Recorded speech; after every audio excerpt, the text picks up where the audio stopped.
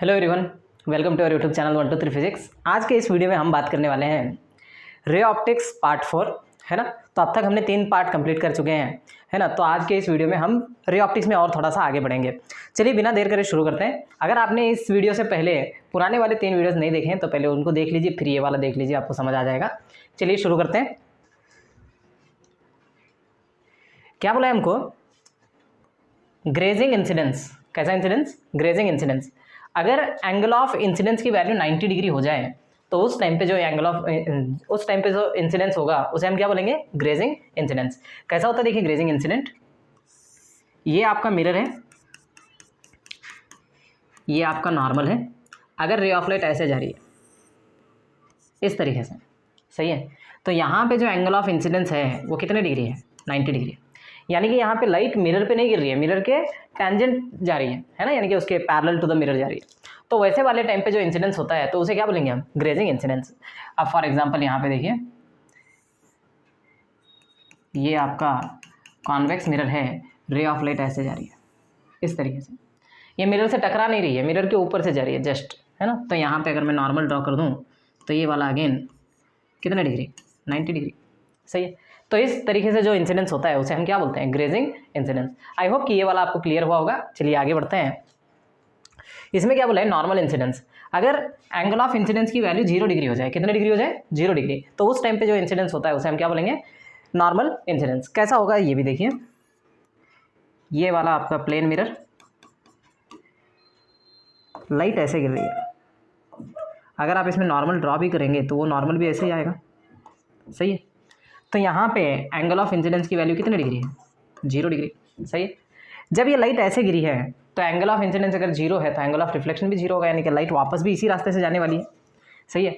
तो normal incidence में होता क्या है कि लाइट जिस रास्ते से आई थी उसी रास्ते से वापस भी जाएगी। आई होप कि आपको समझ में आया होगा।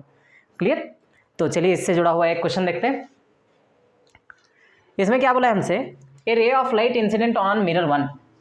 तो लाइट आके गिर रही है कौन से मिरर पे? फर्स्ट मिरर पे। in such a way that after reflection from mirror 2 it retraces its path। Mirror 2 पे जब रिफ्लेक्शन होगा तो ये वापस उसी रास्ते से जाने वाला है, यानी कि इससे ये समझ में आता है कि मिरर 2 पे जब ये इंसिडेंट करेगा तो वहाँ पे नॉर्मल इंसिडेंस होगा, क्योंकि ये रिट्रेस करने वाला है। आई होप ये समझ में आया होगा।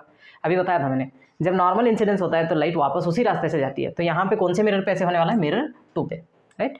आपको बोला गया कि एंगल ऑफ इंसिडेंस की वैल्यू बताइए, मतलब ये आई की वैल्यू कितनी है बोलनी है आपको।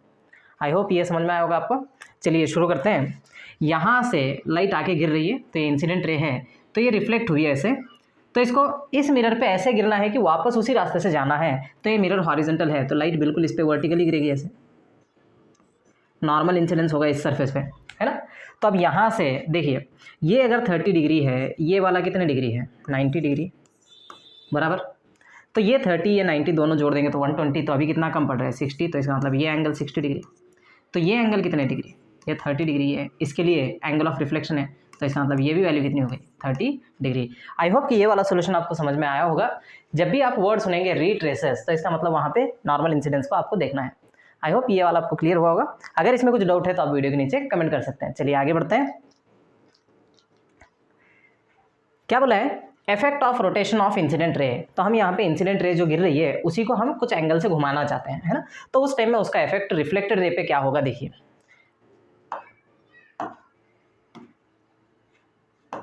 देखिए, if incident ray is rotated bye angle theta, मैंने इंसिडेंट रे को पहले जितने एंगल पे थे उससे थीटा एंगल पे घुमा दिया, then reflected ray will be rotated by same angle in opposite direction.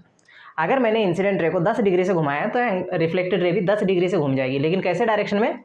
Opposite direction. ये याद रखना है आपको। चलिए कैसे होगा मैं दिखा देता हूँ आपको। ये आपका मिरर है,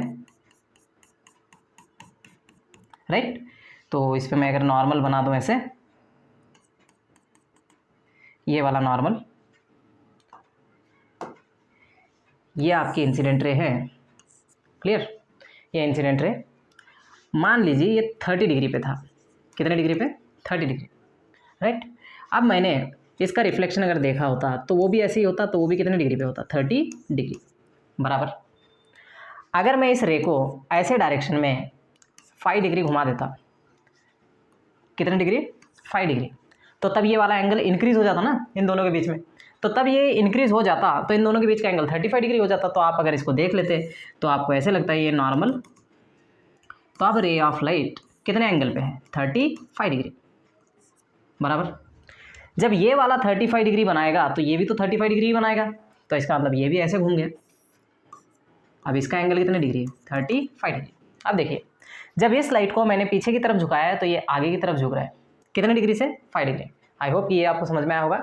इंसिडेंट रे को हम जितने एंगल से घुमाएंगे रिफ्लेक्टेड रे भी उतने ही एंगल से घूमेगा, लेकिन अपोजिट सेंस में। इसमें इसको हमने इधर घुमाया है तो ये रिफ्लेक्टेड रे ऐसे घूमेगा, कितने एंगल से, 5 डिग्री। आई होप कि ये आपको समझ में आया होगा। चलिए आगे बढ़ते हैं। इसमें क्या बोला है, effect of rotation of mirror. पिछली बार हमने किसको घुमाया था, इंसिडेंट रे को घुमाया था। इस बार हम किसको घुमाएंगे, मिरर को ही घुमाएंगे। तो मिरर को घुमाने से क्या होगा, देखिए if mirror is rotated bye angle theta, अगर मैंने मिरर को घुमा दिया है थीटा एंगल से, reflected ray will be rotated bye angle 2 theta. ये आपको याद रखना है। अगर आपने मिरर को 10 डिग्री से घुमाया तो रिफ्लेक्टेड रे 20 डिग्री से घूमेगा। किस सेंस में घूमेगा, इन सेम डायरेक्शन। अगर आपने मिरर को 10 डिग्री क्लॉकवाइज घुमाया तो रिफ्लेक्टेड रे भी 20 डिग्री क्लॉकवाइज घूमेगा। यहाँ पे मिरर का सेंस और रिफ्लेक्टेड रे का सेंस, दोनों का घूमने का सेंस सेम रहेगा, लेकिन मिरर जितने एंगल से घूमेगा रिफ्लेक्टेड रे उससे डबल घूमेगा। ऐसा घूमने का कारण क्या है, देखते हैं। देखिए ये आपका मिरर है, ये इसका नॉर्मल है, ये आपकी इंसिडेंट रे है, इन दोनों के बीच का एंगल आई है बराबर। अब ये यहाँ से ऐसे रिफ्लेक्ट करेगा, इन दोनों के बीच का एंगल क्या होगा, आर। आई होप यहाँ तक समझ में आया होगा।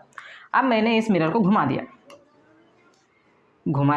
देखिए हमारा मिरर अब ऐसे हो चुका है। रेड वाला इनिशियल पोजीशन है और येलो वाला फाइनल पोजीशन है। इंसिडेंट रे को नहीं घुमाया मैंने किसको घुमाया, मिरर को घुमाया है। कैसे सेंस में, क्लॉकवाइज सेंस में, कितने एंगल से, थीटा एंगल से। तो जब मैंने इसको घुमाया तो ये नॉर्मल यहाँ से ऐसे घूम गया, कितने एंगल से घूमेगा, थीटा, क्योंकि जब ये मिरर इसमें आ जाएगा तो ये नॉर्मल इसमें आ जाएगा। आई होप ये इतना समझ में आया होगा। अब देखिए अभी ये वाला फाइनल जो है इसके लिए नॉर्मल के साथ इंसिडेंट रे का एंगल कितना है, आई प्लस थीटा। तो अब यहाँ से लाइट जब रिफ्लेक्ट करेगी तो वो ऐसे रिफ्लेक्ट करेगी, यहाँ से कितने एंगल के साथ, आई प्लस थीटा, क्योंकि इसके लिए एंगल ऑफ इंसिडेंस कितना है, आई प्लस थीटा। आई होप ये समझ में आया होगा।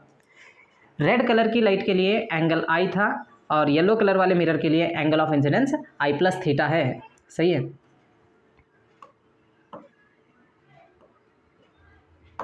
तो ये हमारा एंगल ऑफ इंसिडेंस है और ये वाला हमारा एंगल थीटा है बराबर। तो जब मिरर को मैंने थीटा एंगल से घुमाया तो नॉर्मल भी थीटा एंगल से घूम गया, तो एंगल ऑफ इंसिडेंस बढ़ गया, कितने एंगल से, थीटा एंगल से। उसी टाइम पे एंगल ऑफ रिफ्लेक्शन भी कितना हो गया, आई प्लस थीटा। क्यों, हम जानते हैं angle of incidence equal to angle of reflection. यहाँ पे देखिए इन दोनों के बीच में अब जो पहले जो टोटल एंगल था वो था आई प्लस आर, अब जो एंगल है वो कितना है, आई प्लस थीटा प्लस आई प्लस थीटा, यानी कि 2i प्लस 2 थीटा, यानी कि यहाँ पे दोनों के बीच में जो एंगल है वो 2 थीटा से बढ़ चुका है। कैसे, मैं यहाँ पे सेपरेट करके दिखा रहा हूँ। ये आपका इनिशियल डायरेक्शन है, ये एंगल आई है, ये वाला भी आई बोल सकता हूँ मैं आर को, है ना। तो इन दोनों के बीच का जो टोटल एंगल है वो कितना था, 2i। नेक्स्ट जब हमने इसको ऐसे देखा है तो इसका नॉर्मल अब ऐसे बन चुका है, ये हमारा आई है, इन दोनों के बीच का एंगल कितना है, आई प्लस थीटा। तो ये वाला ऐसे रिफ्लेक्ट हुआ है, ये भी एंगल कितना है, आई प्लस थीटा। तो अब अगर आप देखेंगे तो यहाँ पे आई प्लस थीटा करेंगे तो टोटल एंगल कितना हो गया, 2i प्लस 2 थीटा बराबर। पहले दोनों के बीच का एंगल 2i था, अभी भी 2i है, लेकिन एक्स्ट्रा कितना हो गया, 2 थीटा, यानी कि यहाँ पे रिफ्लेक्टेड रे घूम चुका है कितने डिग्री से, 2 थीटा एंगल से। मिरर जितने डिग्री से घूमेगा रिफ्लेक्टेड रे भी उतने ही, उससे डबल एंगल पे घूमेगा, उसी सेंस में घूमेगा। आई होप ये समझ में आया होगा। चलिए अगला वाला क्या बोल रहा है, if by rotation of mirror normal does not change direction, अगर नॉर्मल अपना डायरेक्शन चेंज ही ना करे, सही है, नॉर्मल अपना डायरेक्शन चेंज ही ना करे। फॉर एग्जांपल ये मेरा मिरर है, अगर मैं इसको ऐसे करता जाऊं तो इसका नॉर्मल बदलता जाएगा, सही है। ये हमारा मिरर है, राइट, ये इसका नॉर्मल है। अगर मैं इसको ऐसे ऐसे ऐसे बेंड करता जा रहा हूँ तो ये नॉर्मल भी तो घूम रहा है।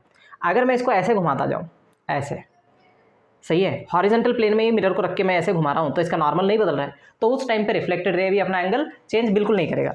तो ये वही बोल रहा है, if rotation of mirror such that normal does not change direction then reflected ray remains unchanged.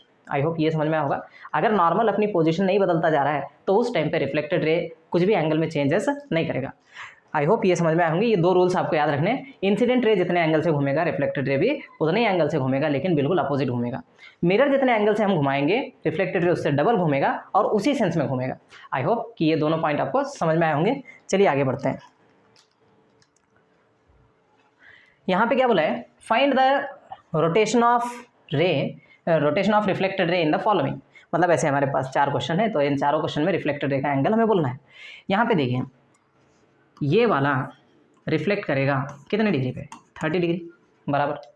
अब यहाँ पे देखिए, इंसिडेंट रे को घुमाया गया है 10 डिग्री से। कितने डिग्री से? 10 डिग्री से। तो रिफ्लेक्टेड रे भी कितने से घूमना चाहिए? 10 डिग्री से, लेकिन कैसे सेंस में? बिल्कुल अपोजिट सेंस में। तो ये वाला ऐसे घूमेगा। सही है, आई होप कि ये समझ में आया होगा। इंसिडेंट रे जितने एंगल से घूमेगा रिफ्लेक्टेड रे भी उतने ही एंगल से घूमेगा, लेकिन उसके अपोजिट डायरेक्शन में घूमेगा। आई होप कि ये क्लियर हुआ होगा। चलिए आगे बढ़ते हैं। सेम यही वाला क्वेश्चन करना है। यहाँ पे देखिए, इंसिडेंट रे को भी घुमाया गया है और मिरर को भी घुमाया गया है। सही है, तो पहले मैं इसका रिफ्लेक्टेड रे ड्रॉ कर दूँ।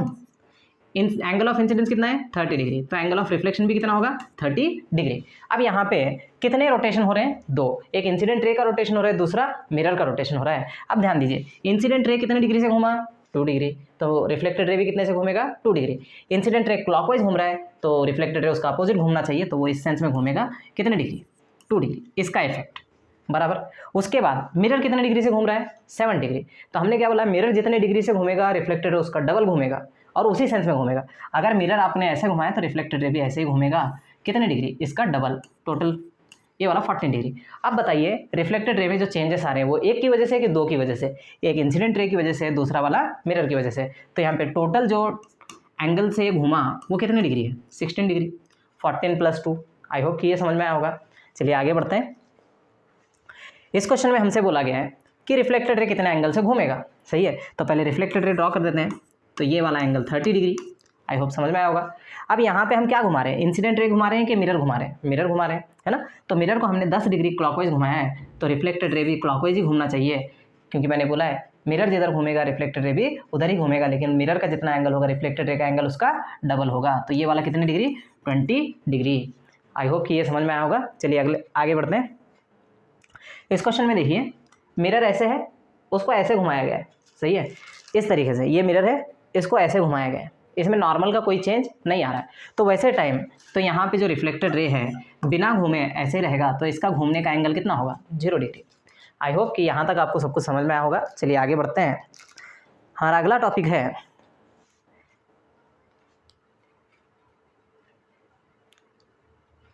ऑब्जेक्ट। क्या है? ऑब्जेक्ट। ऑब्जेक्ट क्या होता है?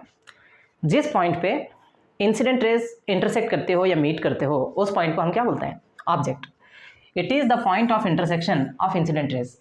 Point of intersection of incident raise यानी कि जिस पॉइंट पे इंसिडेंट रेज मीट कर रहे हैं, यानी या फिर ऐसे बोल सकते हैं जहाँ से इंसिडेंट रेज आ रही है उन्हें क्या बोलेंगे हम? ऑब्जेक्ट। अब ऑब्जेक्ट के अंदर 2 टाइप के हैं, है ना। एक रियल ऑब्जेक्ट होता है, दूसरा वर्चुअल ऑब्जेक्ट होता है। रियल ऑब्जेक्ट क्या होता है? If in real object intersection of incident rays actually takes place, जहाँ पे इंसिडेंट रेज सच में मीट करेंगे उसे हम क्या बोलेंगे? Real object. क्या बोलेंगे उसको? Real object. रियल ऑब्जेक्ट का हम आइडेंटिफाई कैसे करेंगे? वहाँ से आने वाली जो बीम होगी वो कैसी होगी? डाइवर्जिंग, यानी कि वहाँ से लाइट फैल रही होगी। अब देखिए यहाँ पे ये हमारा ऑब्जेक्ट है। क्या है ये? ऑब्जेक्ट। इस ऑब्जेक्ट से रे ऑफ लाइट ऐसे जा रहा है, रे ऑफ लाइट ऐसे जा रहा है, रे ऑफ लाइट ऐसे जा रहा है। तो इस मिरर के लिए सारे रेज इंसिडेंट रेज हैं। तो ये इंसिडेंट रेज सारे के सारे इस पॉइंट पे मीट करते हैं, तो ये पॉइंट को हमने क्या नाम बोला है? ऑब्जेक्ट। ये सच में मीट कर रहे हैं तो इसलिए हमने क्या नाम बोला है? Real object. आई होप कि ये समझ में आया होगा। नेक्स्ट वर्चुअल ऑब्जेक्ट क्या होता है? अब देखिए, ये तीनों रेज इस मिरर के लिए इंसिडेंट रेज है। सही है, ये तीनों रेज इस मिरर के लिए कौन से रेज हैं? Incident raise. लेकिन ये पीछे तो कहीं तो मीट करने वाले हैं नहीं, तो इनको अगर हम आगे की तरफ एक्सटेंड करें तो हमें लगेगा कि ये यहाँ पे मीट कर रहे हैं। सही है, सच में मीट कर रहे हैं कि मीट करने जैसा लग रहा है? मीट करने जैसा लग रहा है, तो उसे हम क्या बोलेंगे? Virtual object. आई होप कि समझ में आया होगा। किन रेज का इंटरसेक्शन ऑब्जेक्ट कहलाता है? इंसिडेंट रेज का इंटरसेक्शन ऑब्जेक्ट कहलाता है। अगर इंटरसेक्शन सच में हो रहा है तो हम बोलेंगे रियल ऑब्जेक्ट। अगर इंटरसेक्शन हमें लग रहा है होने जैसा लग रहा है, हो नहीं रहा है, तो उसे क्या बोलेंगे हम? Virtual object. वर्चुअल ऑब्जेक्ट के लिए जो बीम होगी ये कन्वर्जिंग होगी। कैसी होगी? कन्वर्जिंग। और जो रियल ऑब्जेक्ट के लिए बीम होगी वो कैसी होगी? डाइवर्जिंग। आई होप कि आपको ये समझ में आया होगा। चलिए आगे बढ़ते हैं।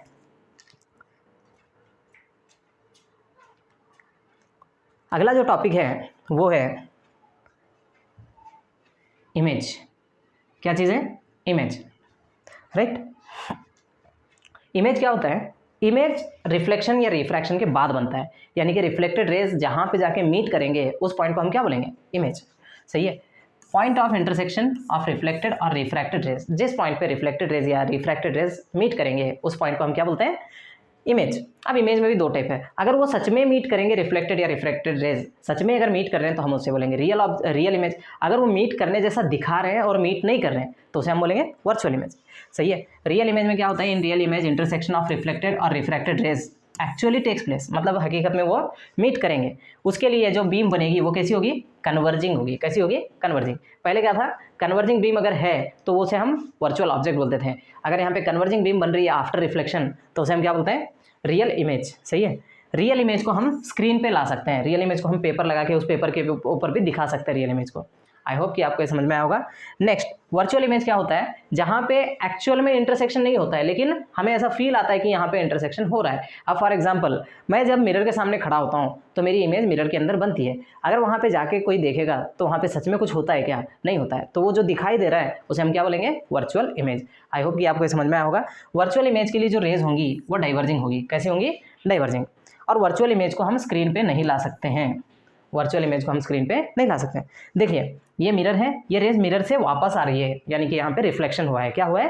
रिफ्लेक्शन। तो ये कौन सी रेज कहलाएंगी? Reflected rays. कौन सी रेज है? Reflected rays. ये सारी रिफ्लेक्टेड रेज जिस जगह पे मीट कर रही है, आप बताइए यहाँ पे सच में मीट कर रही है कि लग रहा है कि मीट करने जैसा?